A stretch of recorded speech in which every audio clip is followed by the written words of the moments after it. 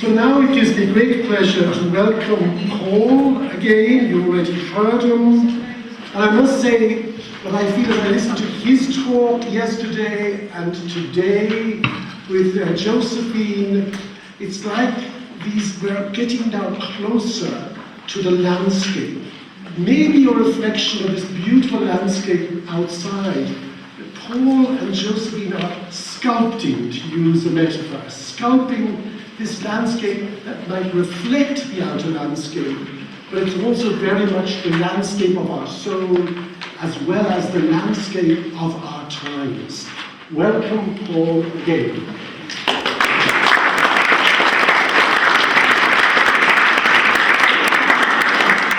Thank you very much, John. Thank you very much, everybody. What I'm offering today in the lecture form will be continued in part in the seminar, which is in room 221. That is this very special room that we've heard about. Room 221 at 2 o'clock. For that seminar, where I'll be looking at two poems, one by Lorca and one by Georga, there is a handout available, so you can have a look at the poems before they're actually in the seminar. The text of the poems are there, original German, English translation, in a handout which is at the front, so the people who have signed up for that seminar, there should be enough copies for yourselves. So here we go, round 2. Well, it's really only speculation, but did Jung's mother have any idea of the consequences of what she was doing? When one day she said to her 15-year-old son, "You really should read Goethe's Faust one of these days." Because we have the 15-year-old Jung fresh from his disappointment as he had experienced it at the First Communion, newly embarking on his theological and philosophical education, reading all kinds of fascinating texts. He's just about to discover the Western philosophical tradition, Schopenhauer and Kant. He reads Goethe's text, he reads Faust, and he says, it poured into his soul like a miraculous balm. Es strömte wie ein Wunderbalsam in meine Seele. At any rate, that's how Memories, Dreams, Reflections records this event for us. But it's interesting, because Jung's reaction to the figure of Faust himself is very negative. What a windbag, he thinks he is. The real problem lies not with Faust, but with Mephistopheles, we're told. That figure makes the deepest impression on Jung. And it's Mephisto, whom Jung vaguely senses, stands in a relationship to the mystery of the mothers. Mephisto and mothers somehow belong together. And it's the figure of Mephisto, the mother scene, the extraordinary concluding scene in part 2, which is said to have remained for Jung a wonderful and mysterious experience, ein wunderbares und geheimnisvolles Erlebnis on the fringes of his conscious world. Well, in this account, which I think has all the hallmarks of authenticity about it, because Jung is shown as being so disquieted by this text, it's interesting what upsets him about it. It's the cheating, as he puts it, of Mephistopheles at the end of part 2. He thinks that the conclusion to this two-part drama by Faust is, and this word is intended as an insult, too theological. He says, it's zu theologisch, it's zu leichtsinnig und unverantwortlich. It's too frivolous, it's too irresponsible. We're told that Jung regrets deeply that even Goethe had fallen for what Jung says is the oh-so-deceptive way that evil is made innocuous. The harm wasn't deliberate. So, if we're to believe this account, it's through his biological mother that Jung comes to the symbol of this. But what really is at stake in this famous mother's scene in Faust? And is Jung right in his judgment of Goethe's view of evil? And I think it's important to answer the question, not least because, again, in Memories, Dreams, Reflections, we're told that Faust becomes something deeply personal for him. We're told that he sees in it a personal problem, the problem of opposites, symbolized in Faust and Mephisto, but also Jung's own problem. In Memories, Dreams, Reflections, my inner contradictions, he says, appeared here. Goethe had virtually written a basic outline and pattern of my own conflicts and solutions, the dichotomy of Faust and Mephisto came together in me in a single person. But if Faust came to represent for Jung a problem for Jung, namely the problem of the opposites, and hence also, at least in part, the problem of the relation of creation and destruction, then by the same token too, we are told, Faust comes to represent the solution. And what does Jung mean, I think, can be summarized in a wonderful phrase of Memories, Dreams, Reflections, where Jung says what he finds from Faust in a negative form is this. It is the respect for the eternal rights of man. It is the recognition of the ancient, and it is the continuity of culture and intellectual history.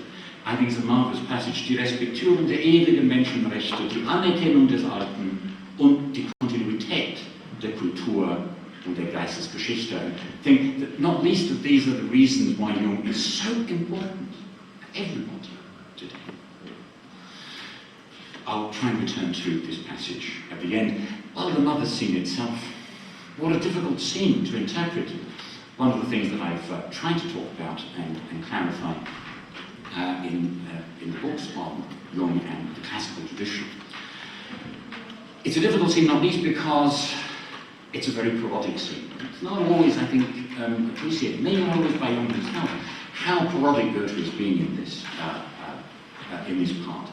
It's written in a way which is very light-hearted, it's very parodic, and yet at the same time, that doesn't preclude one saying it's making a very serious point as well. The serious point being this, that destruction must precede creation, inasmuch as Faust must go out of, and hence beyond, space and time, in order to conjure up Helena, the symbol of classical beauty. So, both satirical and deeply serious at the same time. But the mother scene also, I think, fits into the overall architecture of Goethe's text. And again, like Zarathustra, Faust is a work much quoted from, and we often miss the overarching architecture that's there.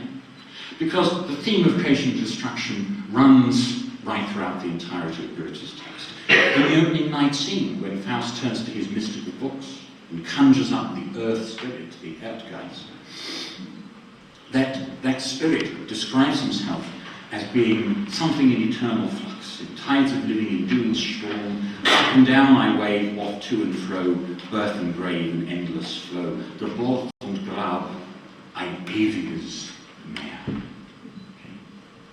Being born and dying, creation and destruction, and eternal flux between them.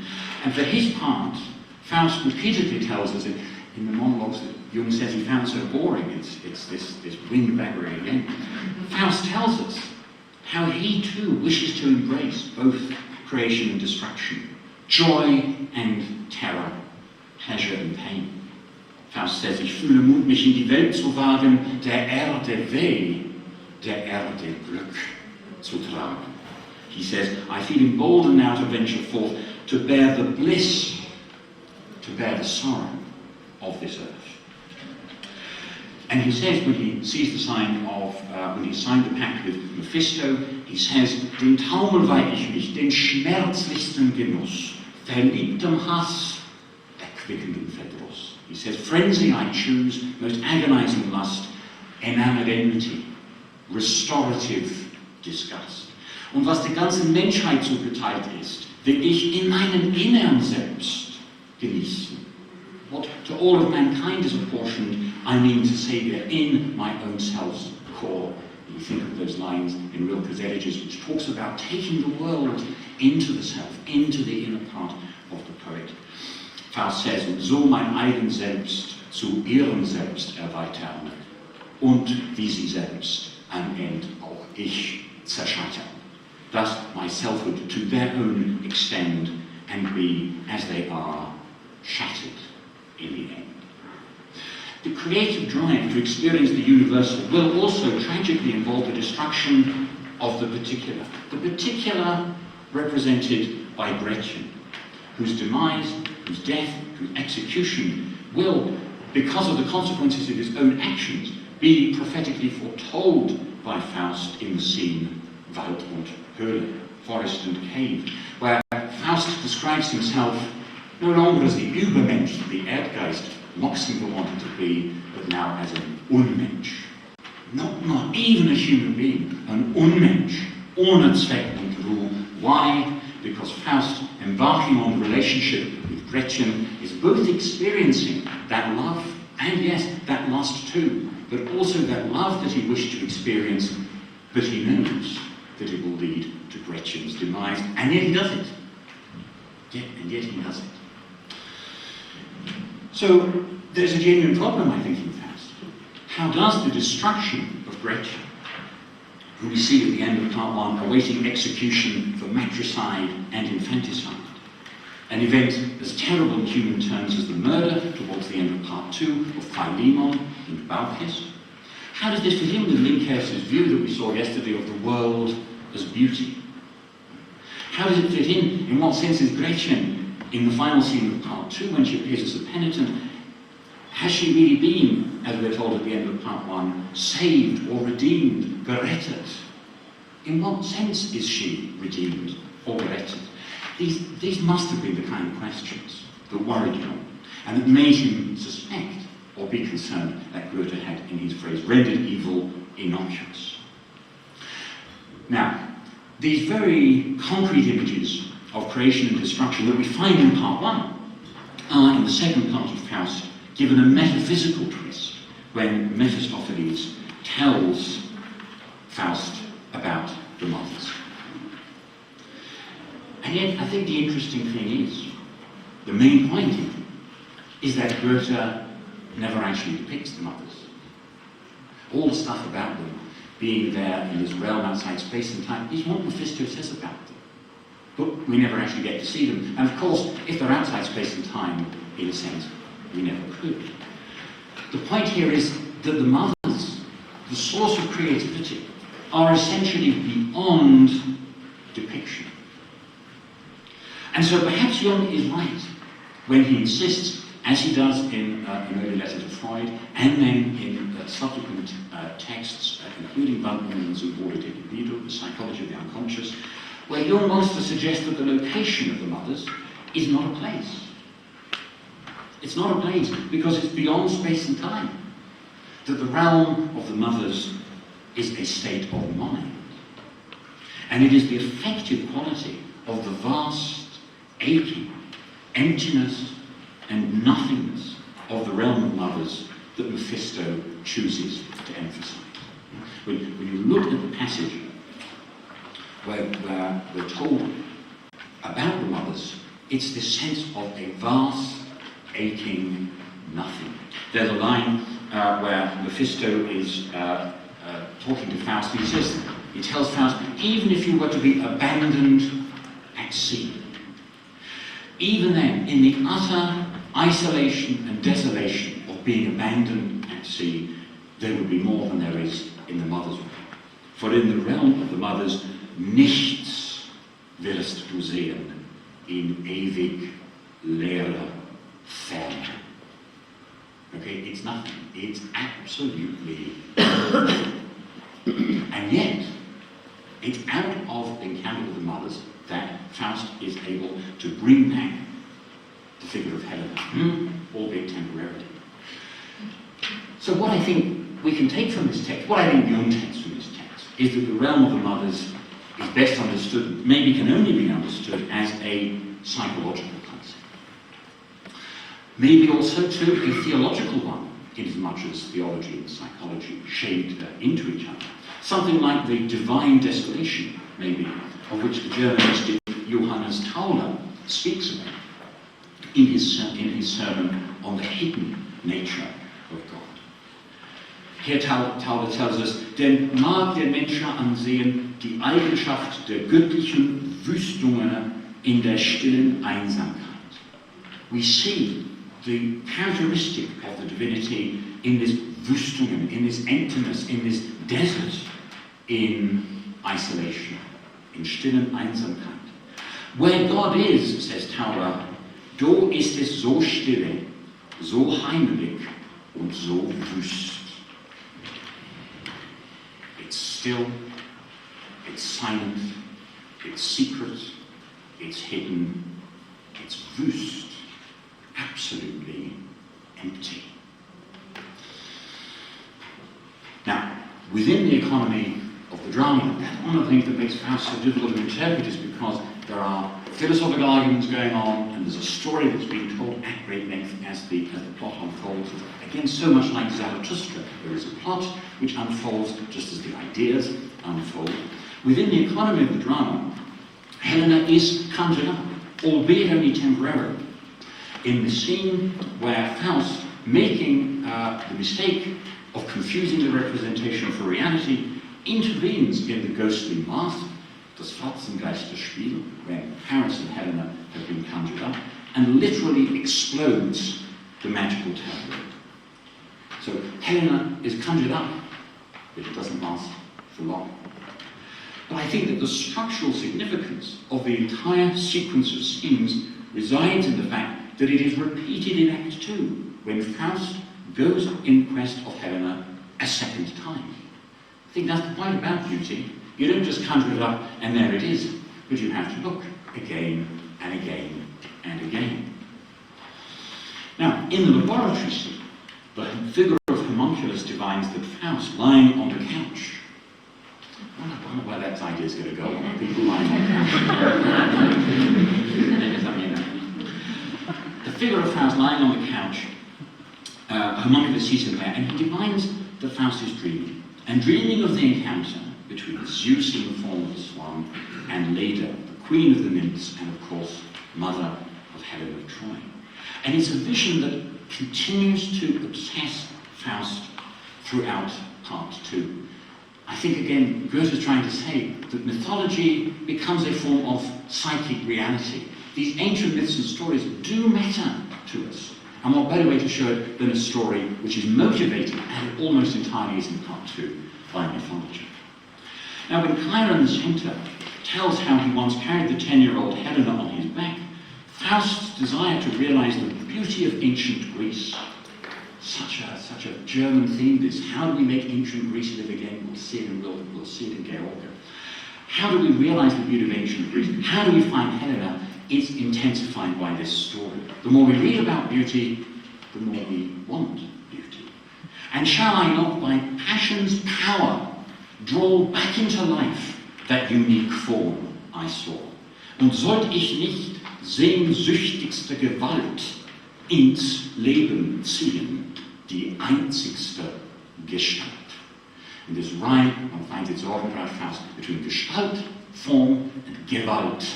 Power, violence, even, I think is very important for us in our conference theme here. Now, Raymond is taken on his quest.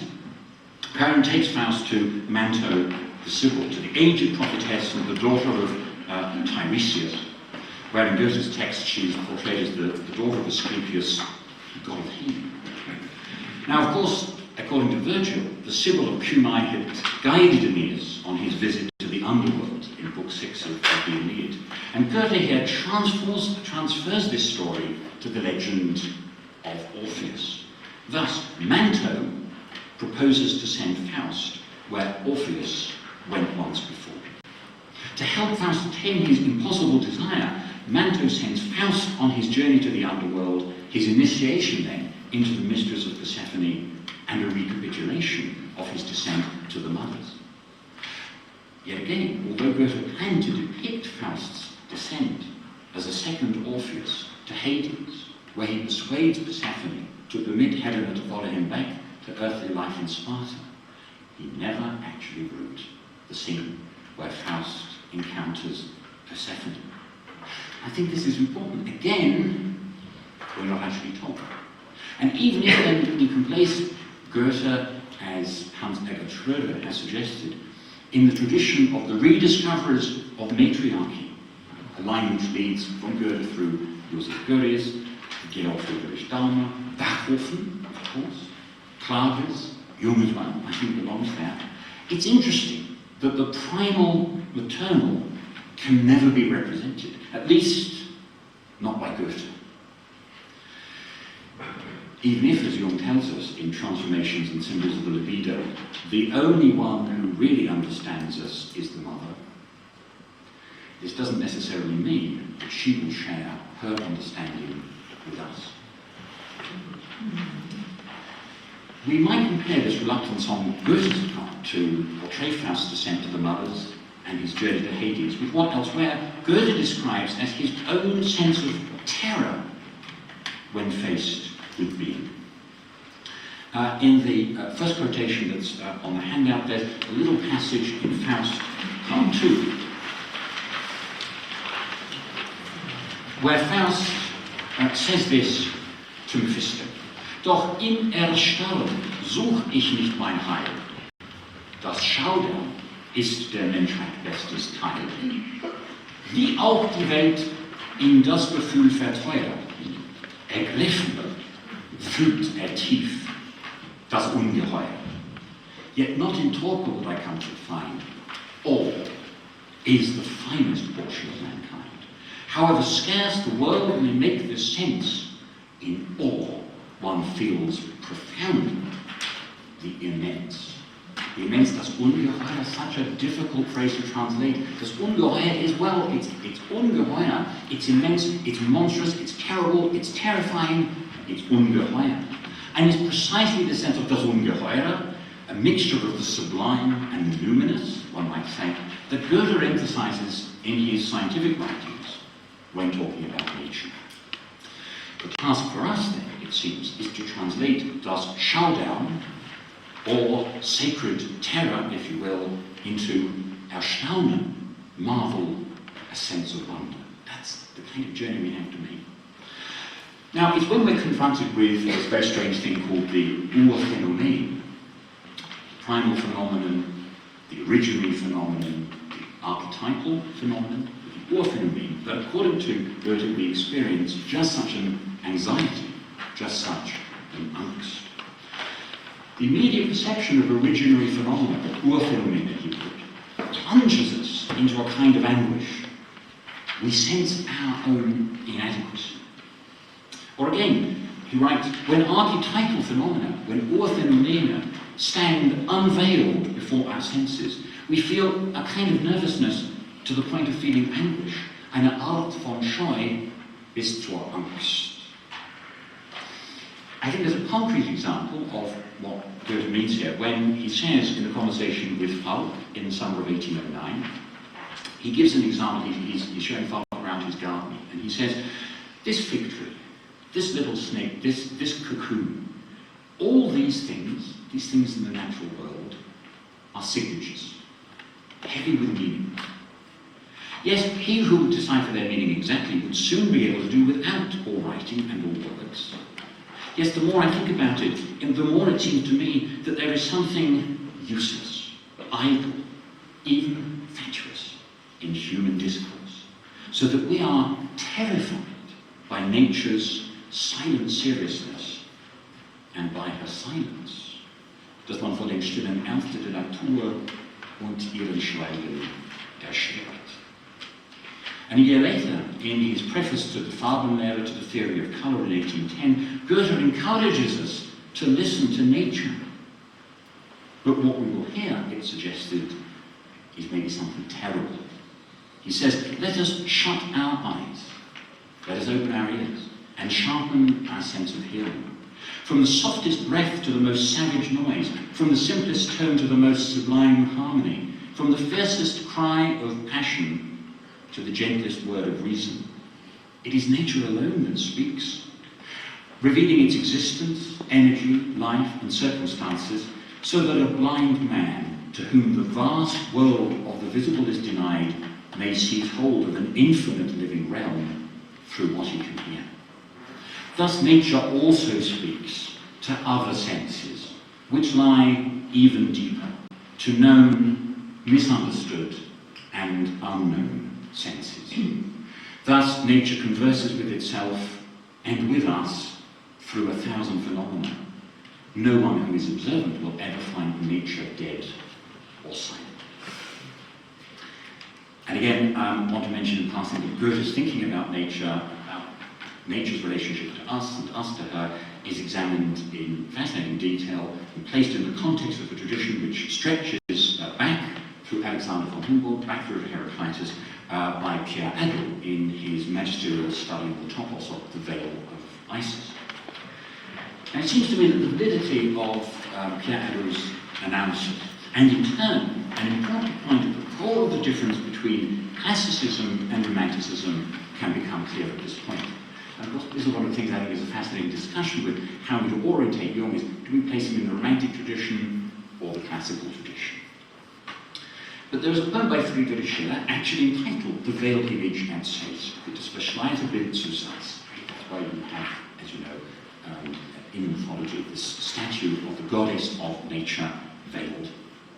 And in Schiller's poem, a young man learns that it's forbidden to lift the veil on the sacred statue of Isis in her temple at Sais, even though, or rather precisely because, it conceals the truth. But unable to resist the temptation, the young man returns to the temple at night, lifts the veil, and, well, what he sees we're never told. It turns out that, just like the visit to the mothers or the descent to Persephone, what lies behind the veil of Isis is essentially incommunicable. And this restriction, I think, marks out Schiller, as it does Goethe, as fundamentally classical in their approach. There are boundaries. By contrast, in a very, very short poem, Hauptmann found in the text, called The Apprentices at Sais by Novalis, by Friedrich von Hardenberg, Novalis, an arch-romantic writer, if ever there was an arch-romantic writer, it's Novalis. Not only is the veil over the statue of Isis, but the very secret behind the veil is revealed. The secret, by the way, turns out that behind the veil lies the self. Now, in a sense, Novalis remains true to the totality of the original injunction inscribed above the temple of the oracle at Delphi. That injunction being, know thyself, a bit that's often quoted, but has the secondary bit, know thyself, and thou shalt know all the mysteries of the gods and the universe. So the path within also has to connect with the path without. And yet again, this position, it seems to me, is one to which the classical approach of Goethe and Schiller is fundamentally opposed.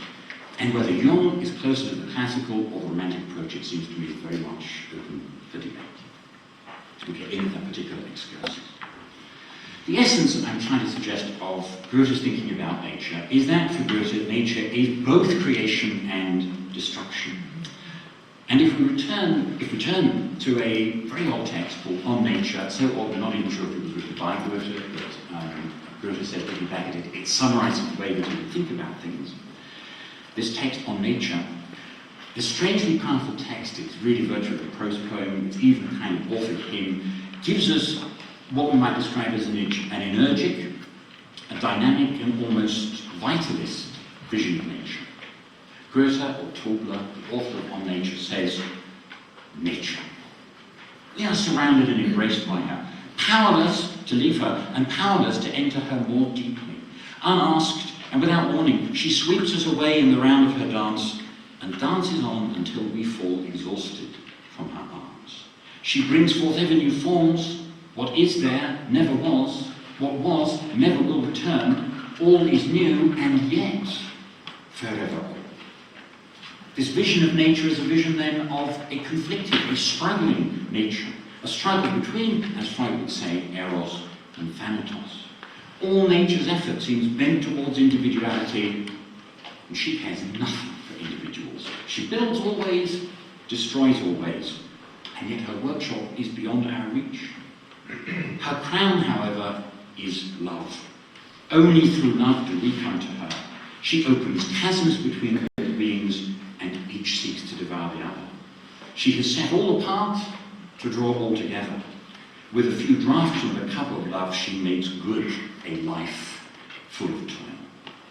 And according to On Nature, it's within this ceaseless flux, this never-ending change, that we may find eternity. Nature is all. She rewards herself and punishes herself, delights and torments herself. She's rough and gentle, charming and terrifying, impotent and all-powerful. All is eternally present in her. She knows nothing of past and future. The present is eternity for her. Gegenwart ist ihr Ewigkeit. And it seems to me This is precisely the vision that inspires Nietzsche's conception of the world, as we saw it yesterday, as the will to power. When we looked into Nietzsche's mirror and saw the world as a monster of energy without beginning, without end, that sea of forces flowing and rushing together, eternally changing, eternally flooding back, those tremendous years of recurrence with an ebb and flood of its forms. And as nature, so humankind. Engaged in a process of becoming, humankind is both nature and art. For art is both natural and not natural. In one of his early notes, Goethe observes that what surrounds the human being does not just have an effect on him, he also has an effect back on the same. And as he allows himself to be modified, so he also modifies what surrounds him. Clothes and furnishings then reveal the character of their wearer and owner. For, in Goethe's words, nature forms the human being. He transforms himself. Der bildet sich And yet this transformation, diese Umbildung, is still natural. I think it's an important point about the relationship to reality that Goethe is trying to propose. In Dichtung und Wahrheit, Goethe, Poetry and Truth, his autobiography, Goethe attributes to his friend Johann Heinrich Merck a comment about his work which elsewhere he makes his own. Namely, Goethe says this, he says this about his work. He says that the task of art is to give poetic shape to reality, rather than realizing the poetic. He says that his undeflecting aim was to give to the real a poetic form, whereas others try to realize the poetic. Again, I think this distinction marks the difference between the classical and the romantic in their approach to artistic creativity. The former, the classical, tries to give to the real a poetic form. That's the ambition there. It's the romantics who try to realize the poetic. Thus, in the case of Novalis, poetry is by its very nature fluid. It's flowing, it's liquid. In The Apprentices at Sais, it's a great text, we're told that the soul of the world reveals itself in a mighty yearning towards liquefaction. There's this praise of the turn of the tide. Sleep itself is nothing but the flowing of the invisible sea, he says. How many men, writes Novalis, stand by the brink of the intoxicating floods and do not hear the lullaby of the maternal waters and do not enjoy the entrancing play of their infinite waves. And all filled with flux of water, with passion and liquidity and song. Or in another text, by Novalis in Heinrich von Ofterdingen, there's a poem called Lobst auf unsere stille Feste, and again we give a sense of the liquidity, the flowing, the flux of the universe. Novalis says, and in this flood we pour ourselves as if a secret into the ocean of life, deep into God. And from his heart we flow back into our circle, and the spirit of highest striving dives into our worlds. Und in dieser Flut ergießen wir uns auf geheime Weise in den Ozean des Lebens, tief in Gott hinein. Und aus seinem Herzen fließen wir zurück zu unserem Kreise. Und der Geist des höchsten Strebens taucht in unsere Wirbel ein. But I think the danger with the romantic project, the danger with the romantic flow, is that it just becomes drift. By contrast, the late Goethe, it seems to me, implicitly advances an opposing model of poetic creation.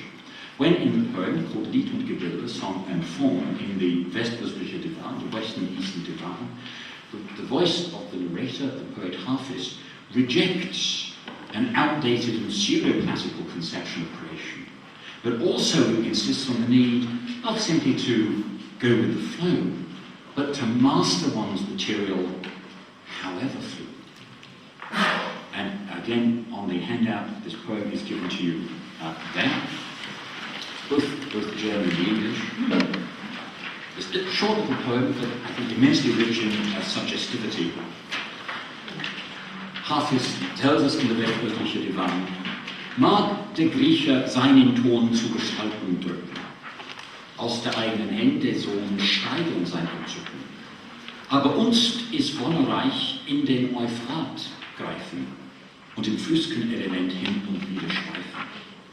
Löscht ich so der Seele Brand, Lied, es wird erschallen, schöpft des Dichters reine Hand, Wasser wird sich ballen. So, leave to the Greek his earth and clay into forms compressing. Through their child, his hands in play, thrill on thrill expressing. We, though, grasp our own delight in Euphrates River, in the liquid element, roaming hither, thither. When I've quenched my soul's hot brand, song rings out resounding, purely scooped by poet's hand, waters shaped and rounding. So I think it's interesting because you see here how there's a flow, but I think it's different from what the flow means in Louvain. First of all, the rejection by the speaker, by half-physical sculpture, should not be misunderstood. What is being rejected is not the wish to sculpt or the desire to give form. For what is urged is a willingness to engage with a material even more difficult to sculpt or form than clay or stone. And of course that is water, very difficult to sculpt, or language, equally difficult to sculpt. So it's not a rejection of the sculpting of stone, it's a wish to transform that into an even more difficult realm, this fluid realm of water and language. Goethe then is here setting as the highest standard of mastery the challenge of sculpting language as liquid in its form as the fluidity of water is. What we find here is not a renunciation of form, but the acceptance rather of a challenge to form in ways that are subtle, sometimes unnoticed, and on occasion maybe even impossible. And on the occasions when the will to form, as Nietzsche put it, in a passage which I discussed yesterday, as I said these words, I could hear an intake of breath from a couple of people. Those passages where he talks about the bliss of pressing our hand upon millennia as upon wax. Those passages where he talks about writing upon the will of millennia as upon metal. There is, of course, the chance that we encounter an impossible obstacle, impossible for all kinds and all sorts of reasons.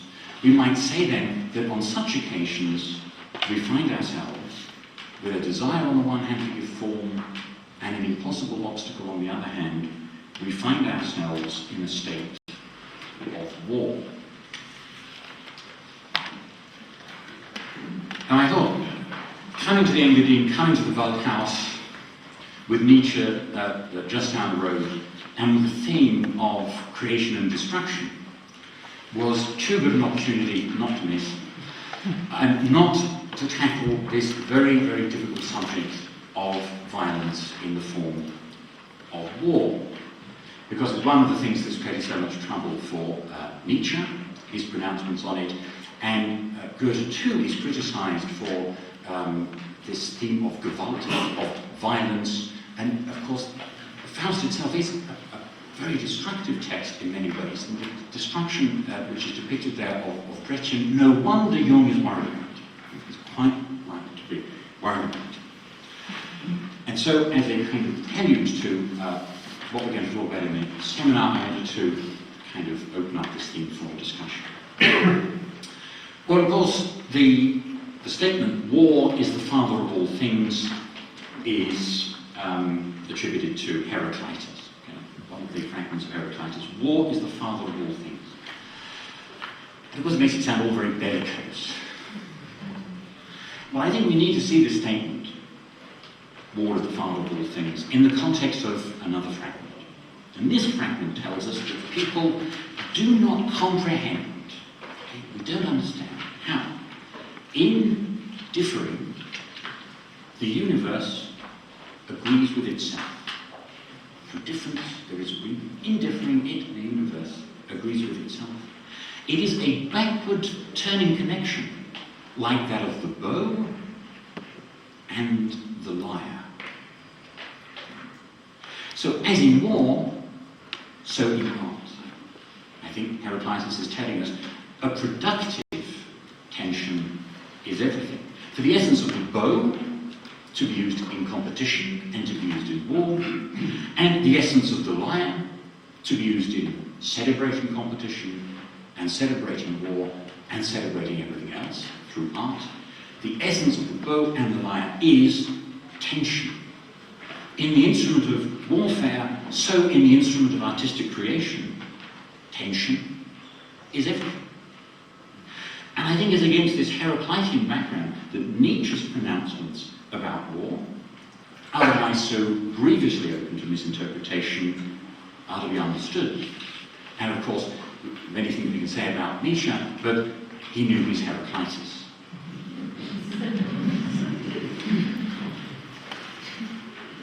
In Zarathustra, we find the phrase, "It is the good war that hallows every cause." The good war that hallows every cause. And this statement made in part 1 is considered worthy of being quoted back to Zarathustra in part 4. We're told we find this evidence twice in the text. The good war which hallows every cause. You should love peace as a means to new wars. And you should love the short peace more than the long. Thus spake Zarathustra. And again, that's another maxim considered worthy of being quoted back. Why should this be the case? Why should you love peace as a means to new wars? Because in Zarathustra's words, war and courage have done more great things than charity.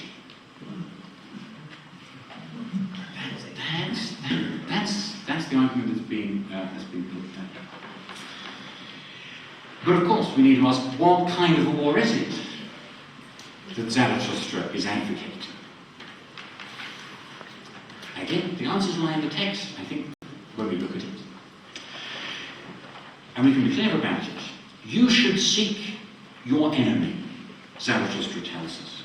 You should wage your war, a war for your beliefs, for eure Gedanken, for your thoughts, your opinions, or your beliefs. I think the argument here is that if you're not prepared to commit to defending your beliefs, are they really worth it? Sacrifice is necessary to give something value. And so it is this very particular kind of war that Nietzsche is talking about.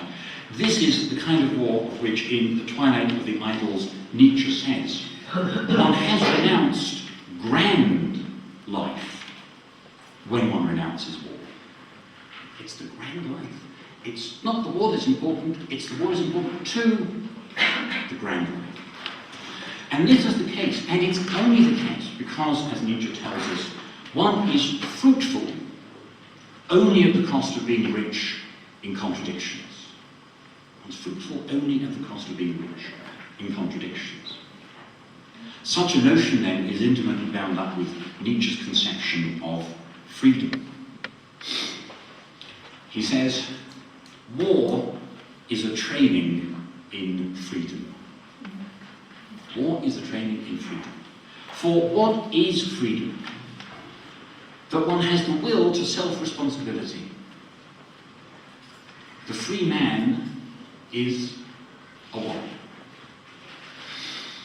And against this background, I think it becomes clear why in Ecce Homo, Nietzsche says of himself, I am by nature warlike. I am by nature warlike, he says, a statement reformulated in his vivid declaration, I'm not a man, I'm dynamite.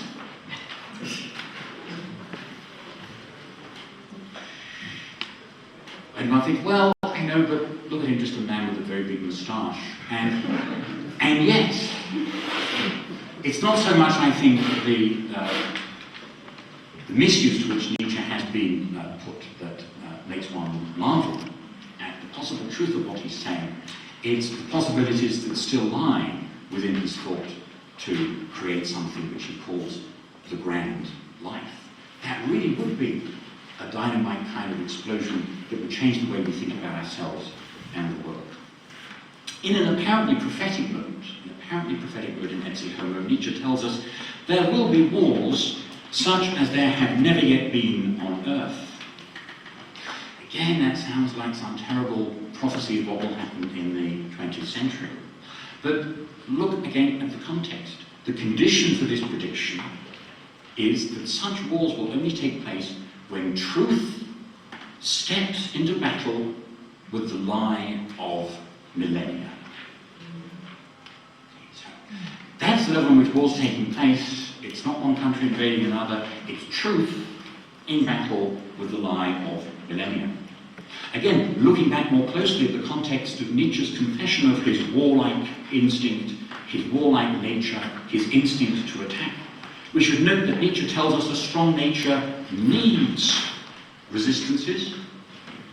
Consequently, it seeks resistances. Because the aggressive pathos, he tells us, belongs as necessarily to strength as the feeling of vengefulness and vindictiveness does to weakness. Notice there, vengefulness, vindictiveness associated with weakness. The aggressive pathos, contrasted with them, is associated with strength. What matters then is not the aggression. What matters is the pathos, the pathos, the capacity for passion, the capacity to receive, the capacity to be moved, as the philosopher and translator of Heidegger, François Fédier, has glossed the phrase. And I think it's in this context that that passage about hardness that we looked at yesterday should be understood. It's in this context that I think we can understand why for Goethe sculpting a statue is good, sculpting water with one's hand even better. This hardness, this character of which Zarathustra speaks then, must be related to the pathos that he talks about in Ecce Homo. It's really important, I think, to make this distinction. The hardness that Nietzsche was talking about is not the hardness that we find, say, Hitler talking about in a notorious speech where he talks about Germany being fast as a greyhound, tough as leather, hard as cropped steel.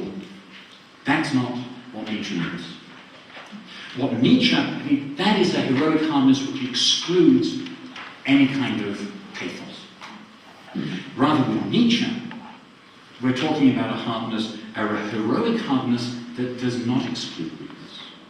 As François Fédier, who I'm following in this interpretation, observes, Achilles is heroic, but that does not stop him dying when his heel is struck by the arrow of Paris.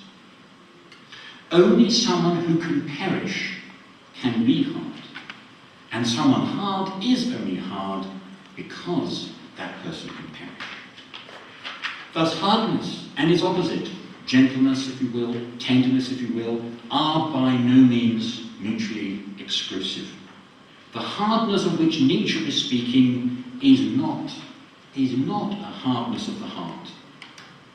Rather, this heart acquires hardness because it is gentle, and this gentleness because it is hard, in the sense that Friedrich Hölderlin, cited by François Fédier, says in a letter to Christian Landauer in 1801, only in absolute power is there absolute love. Only in absolute power is there absolute love. He says, ich fühle es endlich, nur in ganzer Kraft ist ganze Liebe. And again, I'm trying to make a link between this passage and Zarathustra's remark yesterday that our virtue has its origin in the beginning when our will wants to command all things as the will of a lover. Now, it's true that Nietzsche is not alone in the 19th century regarding war as a potential for rejuvenation. There's a big discourse in it, but we have to see Nietzsche as picking up this discourse and writing against it. That's what he's doing. For example, we might think all of these kind of comments that Nietzsche's making about war are out of step, but he's in fact reacting against a discourse that we find, for example, in Jakob Burckhardt, Nietzsche's contemporary in Basel, the cultural historian Jakob Burckhardt, who talks in the Reflections on History about war being a necessary factor of high development. That's what Burckhardt puts out. Burckhardt talks about how, through the abolition of an old order, by a really vital new one. War can bring about, as he puts it, a real regeneration of life. Burckhardt really is, I think, pushing the neo-con line here. But it also is, in Burckhardt's view at any rate, that by bringing into play the full forces of despair, war, such as the Greek-Persian War that so fascinated Nietzsche and the birth of tragedy, was to exercise a rejuvenating and revitalizing force. Yet again, is this what Nietzsche means when he talks about war? I think not. Look at Daybreak section 370. There Nietzsche tells us, every day you must conduct your campaign also against yourself. Every day conduct your campaign also against yourself. And in this respect, it seems to me, Nietzsche's really not that far removed from the Islamic ideal of jihad. Well, these are the themes of war and destruction. Difficult themes, but I think our conference title inevitably, ineluctably pushes us in this direction.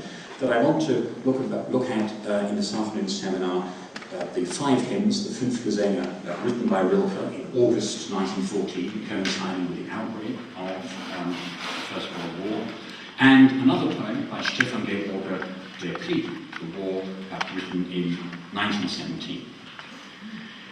But I want to conclude, for reasons of time, this session by trying to suggest how these aesthetic intuitions that I've been trying to pin down for us of Goethe and Nietzsche that are reflected also, as we will discuss, in the works of Rilke and Georg, can also be found in Jung. And I'm not proposing to go over the well-trodden territory of Jung's essay Wotan, but rather to look back on those pages of Memories, Dreams, Reflections in that chapter on the tower in Bonn. That chapter, of course, offers an account of how Jung succeeded in his attempt to lead a grand life, to lead a Dionysian life, inasmuch as in the tower, so we're told, Jung transcended time. At the end of the chapter on the tower, in Memories, Dreams, Reflections, we read that Jung regarded analytical psychology not as a product of rationalistic thinking, but as a vision, eine Schau. A vision, eine Schau, produced by undertaking with half-closed eyes and somewhat closed ears to see and hear the form and voice of being. Mit halbgeschlossenen Augen und etwas tauben Ohren Gestalt und Stimme des Seins zu sehen und zu hören. It's an intricately listed those early passages that we saw from Goethe. Such an enterprise then is related to the experience that Jung talks about in a lecture of 1927, when he says that nowhere do we stand closer to the noblest secret of all origins than in the knowledge of our own selves, which we believe we always already know. For the immensities of space are better known to us than the depths of the self, die Tiefen des Selbst. The depths of the self, die Tiefen des Selbst, where, even though we don't understand it, we can listen almost directly to the creativity of being and becoming. Das schöpferische Sein und Werden.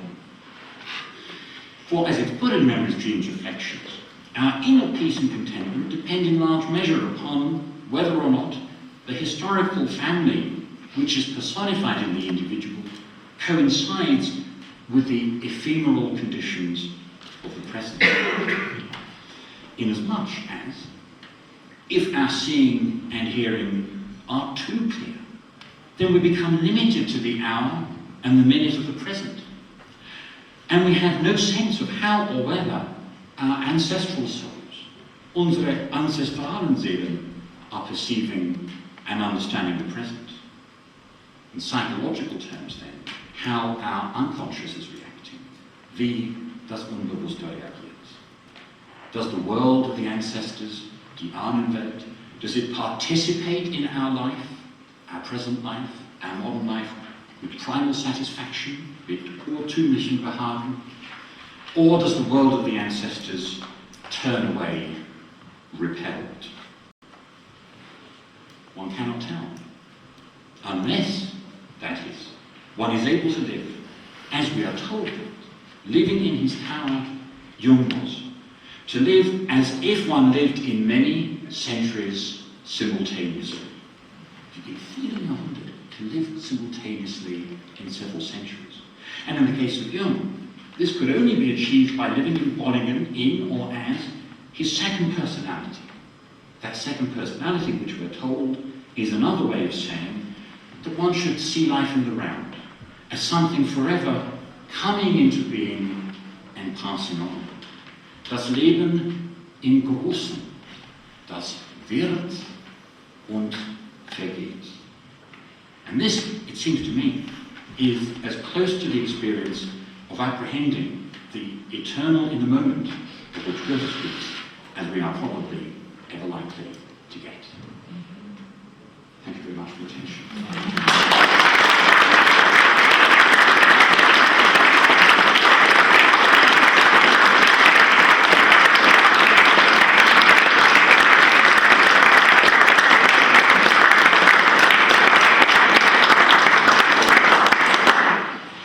Thank you very much. If there's time, I'm Yes, yeah, but actually, nearly a quarter of an hour, so we have time for discussion, comments, questions. Yes, please. I saw a lecture in Brazil. Sorry, can we have the microphone? We can't hear the questions back there. Where's the microphone? You have to do that one. Do you do that one?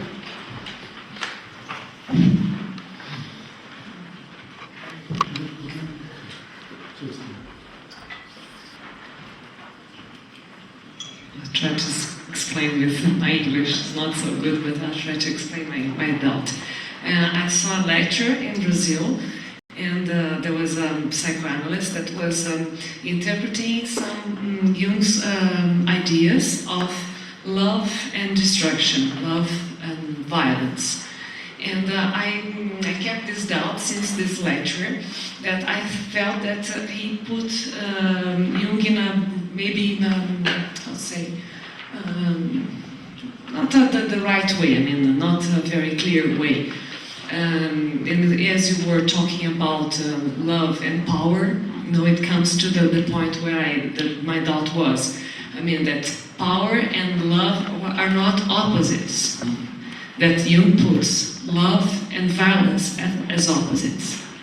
Could you explain more or less this opposition between love and violence? How can love can be, how can I say,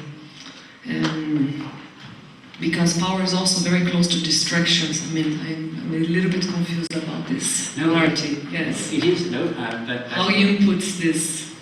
Yes, thank you. Yes, No, that's a very clear, very precise, and very difficult question. It's easier for you to ask it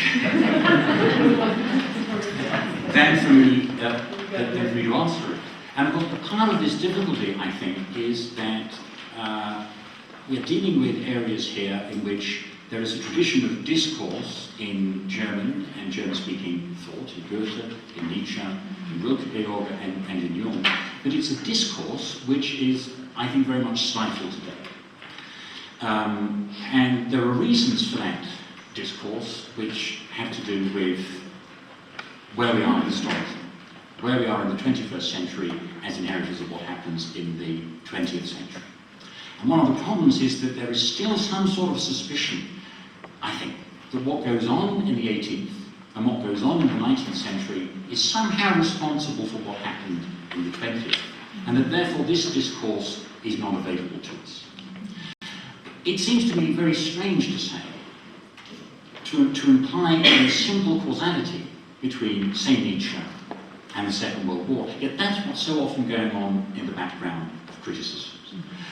And one of the negative effects of that is that it means that to discuss love and power and violence and war automatically seems to be putting oneself onto the fringe of politics, onto the fringe of discourse, where there is a lot of murky nonsense talked about these things. I think somehow we have to rescue back that area of discourse, and it seems to me that this is one of the things that Jungian psychology is able to do as a kind of bearer of cultural discourse, because it comes so directly out of that tradition. The problem is this relation between creativity and destruction. And what do we do with the idea of necessary destruction? That's the problem. That's what Nietzsche's trying to get at with Every War, and he deliberately formulates it in such a provocative way to get us going, and of course because it is an uncomfortable truth. And your question about the relation between love and violence really is, again, I think about this archetypal relationship between Eros and Thanatos. And that's what that prose poem attributed to Goethe on nature is a reflection about. Creation and destruction belonging together. One doesn't choose and sort them out. The eternal recurrence is an affirmation of the destruction in concrete form, which is resentiment, the little mentality, the small mentality, but even that must somehow be recuperated and brought into the whole. Therefore, violence and negativity is part of love as well. So liebtet ihr die Welt. Thus you love the world in order to be able to embrace that negativity, that destructivity, and thereby, through accepting it, that is, in Nietzsche's terms, I think, the ultimate creative move. That's the ultimate creative move of love, which does not separate, does not dissect, does not cut away, but embraces all of it, including the negativity.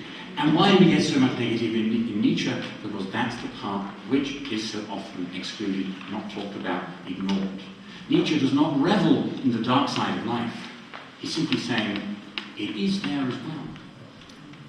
And Jung, because of his discourse on the shadow, because of his idea of the polarity of archetypes, seems to be coming, the polarity of the archetypes I see as a restatement of this Heraclitean idea of a necessary tension. Jung, when he talks about the psyche in terms of the mother sea as being an emptiness, yet out of which creation comes, that seems to be another restatement of what we find Tauler saying about that something can be so stille and so wüst, so empty and so deserted, and yet that is where true Göttlichkeit, that is where true divinity is to be found. Anybody else? Yes, here.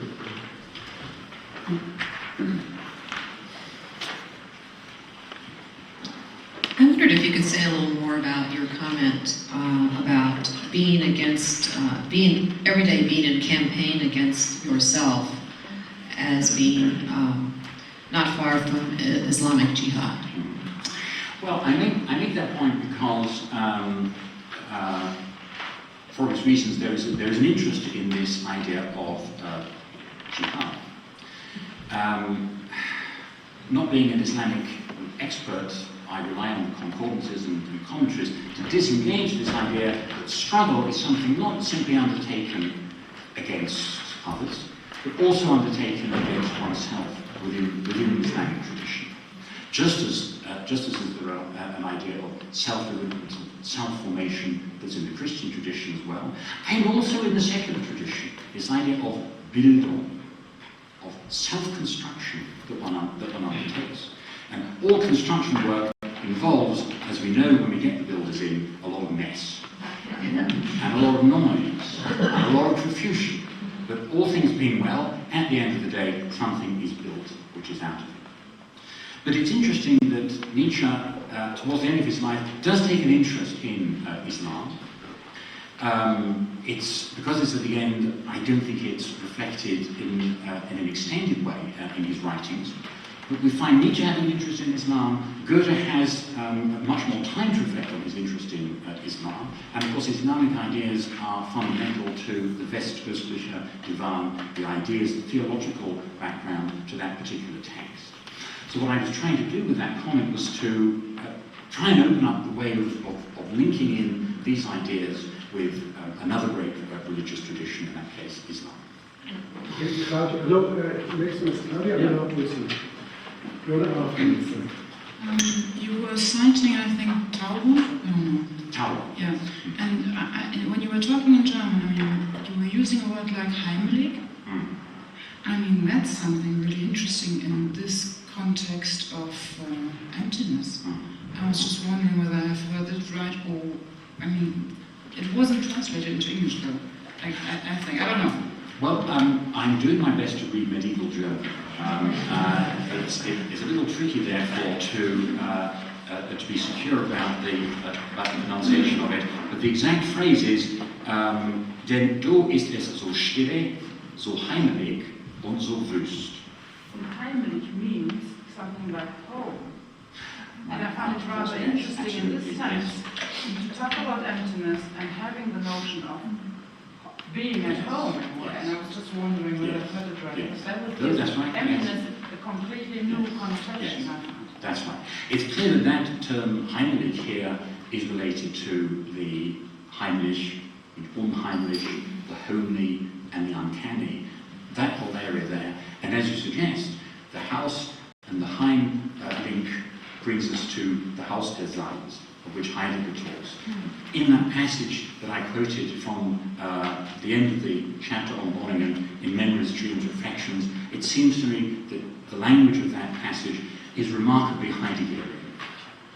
Of course, Heidegger, another great and conflicted and controversial figure who fits into this tradition of reading Heraclitus and Nietzsche, and again, precariously very difficult to situate in terms of what that means in terms of politics. So controversial and so difficult in the case of Heidegger, as we know from his biography.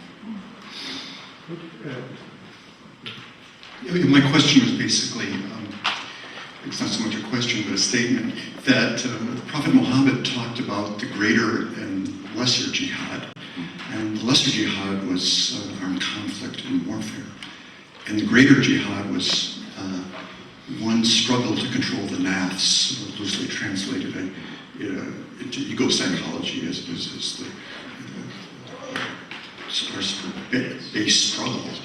And it seems to be that maybe the confusion with some of these philosophies is they're taken on just a kind of a base political level, and people don't really see the metaphysical current that runs through these belief systems.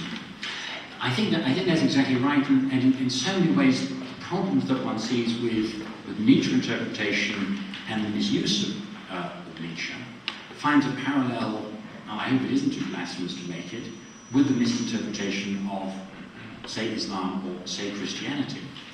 There is this problem that you constantly feel, here are the texts, and then thereafter it's just one vast aching history of misunderstanding, misquotation, ripping out of context, and misappropriating for political ends. That is certainly one big problem.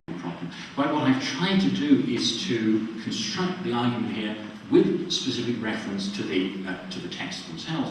Again, in part inspired by Nietzsche's commitment to doing this in the case of Zarathustra over 5 years.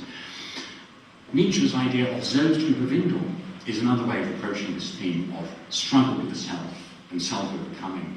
It's associated, I think, with that idea of sculpting the statue. It's not an easy task. It's very, very difficult to do.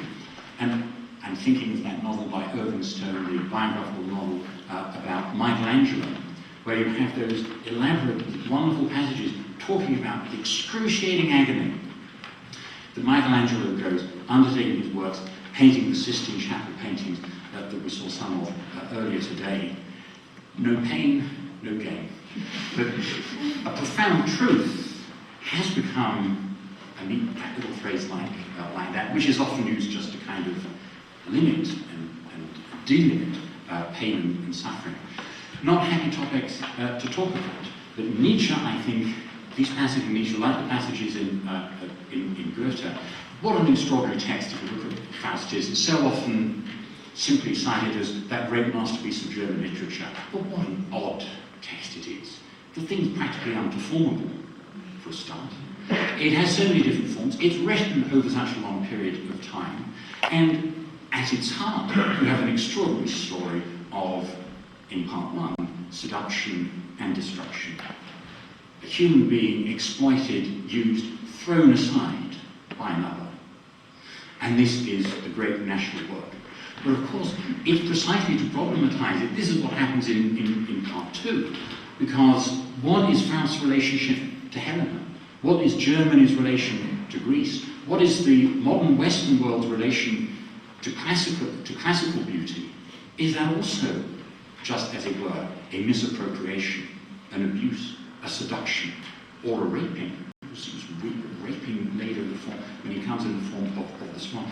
These are difficult issues and difficult questions, but at least it seems the Germans formulate those questions with extraordinary precision for us.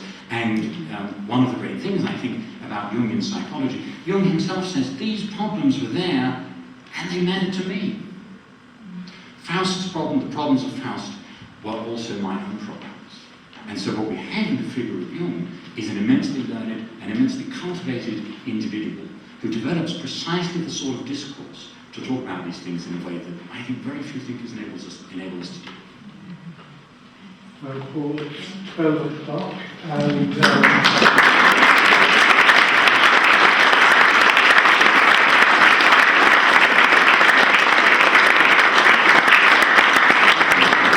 I just want to say one word. I think Paul's done a wonderful job to bring something that's going to be very uncomfortable for us, the dark side of life, the destructive side, into some kind of reflection and balance. So again, Paul, you've done a wonderful job, a great start to the others.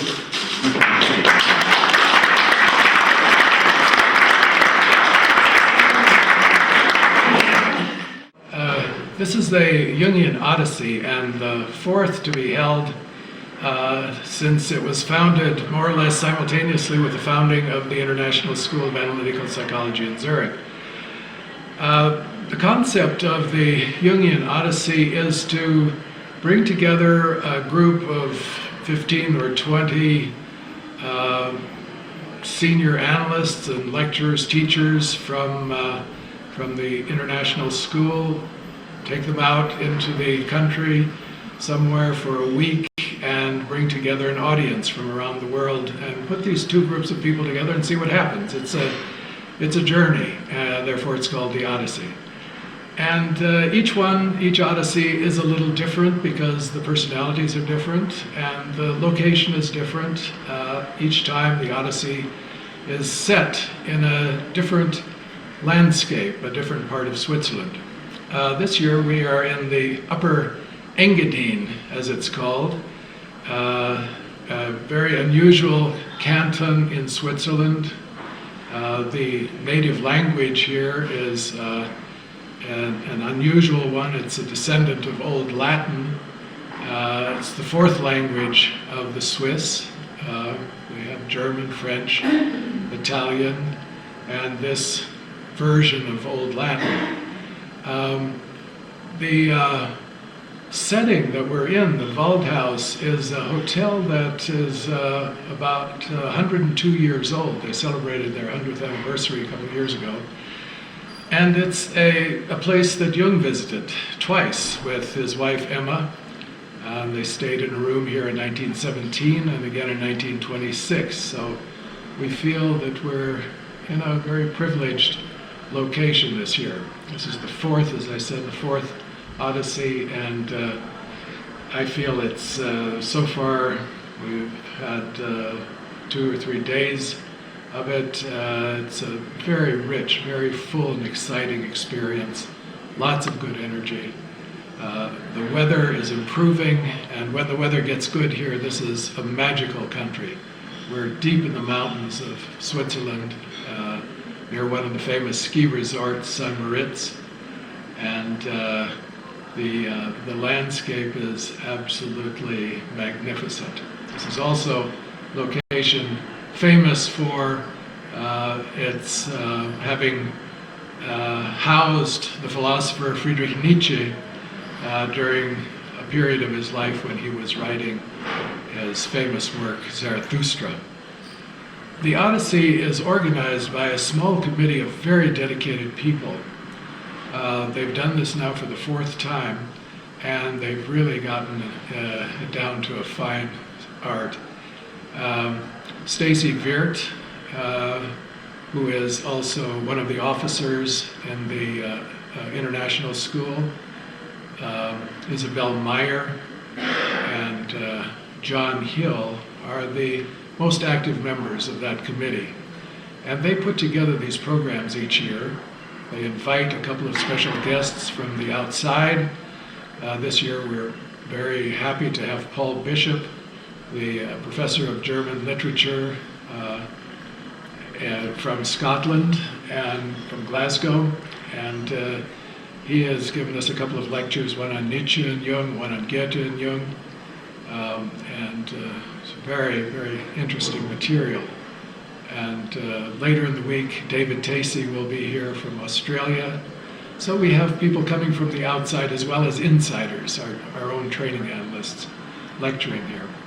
I'd say the quality of the lectures and the seminars here is very high, but it's also an opportunity for people to begin immersing themselves in Jungian psychology. You don't have to know a lot to get a lot out of these lectures and these experiences. Plus you meet people from all over the world, and there's a certain amount of bonding that takes place here. A community forms in the course of a week. You eat 3 meals a day together. You have free time together. There are excursions and other events besides the lectures and the formal meetings. And so it's really a very spirited atmosphere and generative of a lot of new futures that come out of this. People make important decisions as a result of these kinds of experiences. Sometimes they decide to spend more time in Zurich and they come and study at the international school, or they go home and they make some important changes in their lives. It's that kind of an odyssey. It might be part of an ongoing odyssey in an individual's life, or it may be the starting point for a new stage of a person's life journey. What we're focused on is personal development, a deepening of the inner life, spiritual life, psychological understanding and insight, and gaining awareness of what's going on in the world around us and what's going on in the world within us. So I would like to invite the audience watching this to look into coming sometime to participate in an odyssey, or come to Zurich and study with us at the International School. Thank you. We're here at the Waldhaus now with our 4th Odyssey, and a lot of people have been asking me about how the Odyssey got started, and I think, John, you know best because I wasn't part of the original committee. Yeah, You were. that's true, Stacey, that's right. So really, in some way, it grew out of the conflict between the two institutes. You know, we were all previously at the Jung Institute, and there was a huge conflict about leadership, about how it's managed. I don't want to go into too much detail. And then 2004, ESAP, if I remember correctly, began, and we thought of having a summer intensive in 2005. But we gradually realized, starting from scratch, it was so difficult. It was so difficult. So, first of all, a lady called Cedrus Monti decided to take on that task, and then came a discussion about what kind of summer conference. I had a lot of experience with Jung in Ireland, that's led by Arya Maidenbaum, so I had a completely different idea of maybe how a summer conference should be organized. So on that model, I proposed, first of all, coming from a very solid institute, the C.G. Jung Institute, I thought maybe we'll become a bit too complacent, it was a bit too easy, we had too many clients, too many students. So maybe we've been kind of set adrift. And when I realized that, and thought of the War of Troy, well, why not have an Odyssey? Why not see Jungian psychology in terms of movement? Rather than being fixed at a place, we have our little house there at ESAP, but let's try to get a hold of Jungian psychology as movement. And then came the idea of finding some place, a hotel, located in an area that is in some way connected with Jung. So the idea of movement, of landscape, and some way connected with Jungian psychology. And so it's a bit like an odyssey. There's an Irish odyssey of going from island to island. And it seems almost like every island represented a facet of human existence. In Jungian psychology, we talk about an archetype. And so the first place that I, together with Cedrus, suggested was Flüeli Ranft. It's right in the center of Switzerland, and it's the home place of the patron saint in Switzerland. Bruder Klaus. Bruder Klaus, that's right, yes. And because we were adrift, because we were not sure where we're going, it's a place which has a very vertical accent. You go up or you go down. And as people know, Bruder Klaus lived in a hermitage down in the gorge and became well known in Switzerland. First of all, for 20 years he never ate or drank. Now, we didn't quite do that at the Odyssey, but he had a lovely hotel, the Pax Montana. And then, so people could sort of go down to the hermitage, meditate, and then come up onto the hillside, and then we had the conference there. So it was very much the whole going up and down. And I felt that was a good start, because we needed to start from all the turmoil and chaos. Maybe we just needed to orientate ourselves spiritually on this vertical axis. And so began the Odyssey. And do you want to say what the connection of it is to Isaac? Well, yes. Is it an independent conference? No. It's held at the end of the summer semester. Right? So it's actually included in the summer semester. And the point being is that gives the students the opportunity to also experience the Odyssey. And maybe also it opens its doors to people who are not only interested in a week in these lovely mountain retreats, discussing Jungian psychology and goodness knows what, but also maybe to get to know Aesop, know the students, know the kind of curriculum we have there, the kind of training we have. So it's also a sort of invitation, I think. Yeah. So that really was our first Odyssey. The theme was, well, there were actually two themes which we didn't repeat because we thought it was too much. Jungian psychology today, something like between tradition and innovation. And there was a second thing which was, I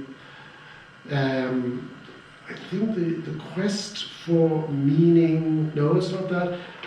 I just have to look that up. Yes, it was quest for vision in a troubled world, exploring the healing dimensions of religious experience. I think that obviously grew out of our troubled world. And the connection with Bruder Klaus, I guess. Yes, exactly. That Very place good, yes, lent yeah, itself to that. So, we set sail, and this was our first island after a pretty rough passage. You can imagine the organization where we just had to start from scratch. And then I was more or less in charge of that in the second half. And because I'm an analyst and try to write things and do everything else, God knows what else, I couldn't do it. It was too much. So then, after we had completed the first trip, voyage of the Odyssey, an angel appeared on the horizon and says, I will do the work for you. I will do the administration. And that is Isabel. Oh, yeah, John, you're so nice. But thank you. I wasn't there at the first Odyssey, but the second time that we were at Gersau, near Rochu, I can remember, and it was directly at the lake, and it was formidable, it was great. so good for our participants to go directly to the lake of Lucerne, and we were there, and the title of the second Odyssey was the reality of the soul in a world of prescribed meanings, and we had a lot of famous Jungian analysts there. I remember Jim Hollis That's right. were there, and Yes. Alan Buchenbühl, and a lot of ISAP analysts also. Christopher Bamford was. Christopher Bamford was also there. And this second time, I think we got some experiences with this conference, with this kind of conferences. And so the next time, I think you can remember very well, was at Bertenberg. Right. And then we produced our Right. Also by the time of Bertenberg, and what was our theme then? Intimacy. Oh, of course, yeah. By the time we went to Bertenberg, we had learned enough what kind of structures we need, how to run things, and that's when we decided it would be a good idea to try to publish the first Odyssey book. So we've done that with the title Intimacy, Venturing the Uncertainties of the Heart. Brings together all the lectures. And I can remember, for me, one of the special things about that place, it was when we looked out the window of the hotel and the Eigermunk and Jungfrau were just in our face. That's right. Yes. And that's where we felt this tremendous sense of closeness and distance, and how does that affect us and our relationships. And the other really special thing we discovered there, the synchronicity, was that Paul Klee, the artist, had spent his summers there in his youth. And he had written in his journal as a 10-year-old or 12-year-old about his first passionate experience, his unrequited love. And so that helped lead into our title too. And that was also the special chance that we had Noirine Ryan. The Irish singer. Music. Yes, we had music, yes, that was true. Her voice sort of resounding in the mountainsides. And we went into also the caves. caves. She was singing in the caves. Huh? Yes. Yeah, great experience. Because these are huge caves that go under the Alps near this place where we were. And Noreen was a very famous Irish singer. Her voice then resounded from like the bottom of the earth. It was almost like, And she got everybody singing together. That's right, yeah. And we even discovered that this cave, a dragon used to, I believe. Yeah. Do you know who was the first? Saint Beelzebub expelled the dragon. Oh, yes, and he's Irish, isn't he? Yes. That's right. Yes. I think, if I remember the date correctly, he was supposed to have been there around 500. Yeah. And of Jesus, yes. yes, and expelled the dragon and lived in those caves to his dying day. Isn't that amazing? Yeah. So we do try to find something, almost like a legend or a story connected with the landscape. Right. That connects with the unconscious. And also the genius Loki, That's right. where Jung has also, I don't know if he was at Bertenberg, but I think he was here in Waldhaus. Yes. He was at, what do you think about, no, He was definitely at the Plural because he wrote Roger Klaus. Oh yes, he's got a whole work with on Roger Klaus, and he was there, and he said, if I remember correctly, somebody asked him a question, well, how did Ruder Klaus survive 20 years without eating? And Jung wrote in a manuscript, he believed that this man could somehow take up the energies of the beautiful surroundings of nature. And the most extraordinary thing about it is when they dug up his bones, they found they were the bones of a 50-year-old man, and when he was 50 he stopped eating. He died when he was 70. So this is just like, it's a mystery. But Jung was most interested, as Montfrans wrote a book about Ruder Klaus. That's right. So a very Jungian theme, as it were. And for the area of Gersau, we had notes from Jung about how his father used to take him on the mountain of Rigi. And it was by the time we came here to Waldhaus, we didn't know that Jung had stayed here. C.J. Jung and Emma stayed in room 221. Yeah. But we didn't know that when No. we came That's here. right. Yes, That we was- didn't. Yeah. Yes. Also, I mean, the Waldhaus is much famous. Who else was here, Isabel? Do you Oh, know? Rainer Maria Rilke and Rilke, Thomas yes. Mann and Hermann Hesse and also Nietzsche. And the women. The women. Yes, very good, Stacey. That's Yeah, right. women. Oh, Emma Jung, but who else? Lou Andre Lou Salome, Salome. who was very connected to Yeah. Nietzsche and Rilke. I think she even tried to get them involved in a Freudian analysis. But Rilke... And we didn't mention that the Nietzsche house is down the hill from here.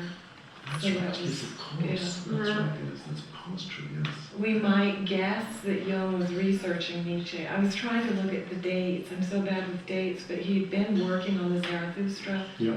seminars and In the 1920s, wasn't Yeah. it? But I mean, I think he was here twice. Okay. Sometimes, I think, very early and then later. So, no doubt, no Yeah. doubt. I mean, I'm sure he visited the Nietzsche. I mean, knowing him, he must have visited Yeah. Nietzsche house. I think so as well. Well, tell me, Isabel, because, you know, we have all these Jungians, these wonderful ideas about, you know, vertical and sort of all these archetypal motives, visit to islands, venturing the other side, exploring the reality of soul. But, you know, Isabel, you're the person who does a lot of the administration. And I've heard recently that, you know, people say, well, the thing amazing about this conference is Jungians are rather impractical. And sometimes the organization goes through. But this runs so fluently. I mean, do you find it easy or difficult to organize these conferences? This one or all? All of them. I mean, All of them. how did you do it? I mean, you put all these different strands together. I don't know. I think I'm the oldest of 5 sisters, and perhaps it is like this. So Really? I don't know. It is in my blood or something like that. I I mean, don't you seem know. to do it so easily without any, you know, because it's very, you've got to organize the hotels, you've got to make it after everyone. Yeah. Do they have the right room? Do they have the right bed? And all the lecturers, and I mean, it's just... I don't know, but I have you and the committee and a lot of other people are helping, and it's the whole organization, and a lot of people help, and so we try our best. really I don't use why. this. Yes. Although sometimes it's not easy. Yeah. it sharpens up our inferior sensation. That's right. Yes, that's true. Yes, there's so much to do. Often, I mean, I burnt my hand on a teapot, and I think you also. I had broke this- my hand Yes, on the exactly. light switch. That's right. Our inferior sensate functions. Yeah. It does, but it does actually bring us down to earth, doesn't it? Yeah. And just in the organizing Yeah. of this conference. That's true. Yeah. Right. I wonder what we'd like to talk about next year. Don't you think that might be important? Yes. Would you like to say something about that? Where is it going to be, and what's the theme? Do you remember the theme? Yes, the theme is Trust and betrayal, dawnings of consciousness. Oh, yes. Mm. And we'll be going back to Gersau, back to Hotel In the middle of, Rothschild. it's in the middle of Switzerland. That's also an important thing. In the center of Switzerland. Mm. And there's a beautiful Yeah. lake. It's in the Yeah. mountains, and you see the Alps and Yeah. a beautiful lake. Mhm. And the hotel is exquisite, actually. Yes. Yeah. And I find it, you know, I hope that this time we'll make more of the fact that the Rutley Meadow is Mhm. opposite the Mhm. hotel, and this is a It's the- very, Yeah. you can And tell it's that. What's the route meadow? Do you remember? Yeah, it's the beginning of the Switzerland, and there is also the area where Wilhelm Tell lived, and Wilhelm Tell is the famous myth in Switzerland, and it is in this area where we will have the Hotel Next Odyssey. And that myth you could look at through the lens of trust and betrayal, Yeah, because Wilhelm Tell dared to betray the foreign authorities, The oppressor. the That's oppressor. right. And Yeah. so there you have it in the collective psyche. Yeah. And we have a very special person who's coming, Don Kalschek. Oh, Right. yes. And Robin Robin van van Loop. Robin Yeah. Zels, yeah. So, yeah. Yeah. so that'll be a great, very special person. I met him in Ireland recently, and he's just a wonderful person to have. Very good speaker, Well, I'm looking yeah, forward. very, very deep person. Yeah. Yeah. So we're starting to organize that. We're not finished with this, but we're starting to Yes, organize never that. ends, does it? Never Yeah. ends, yeah. Okay. Mhm.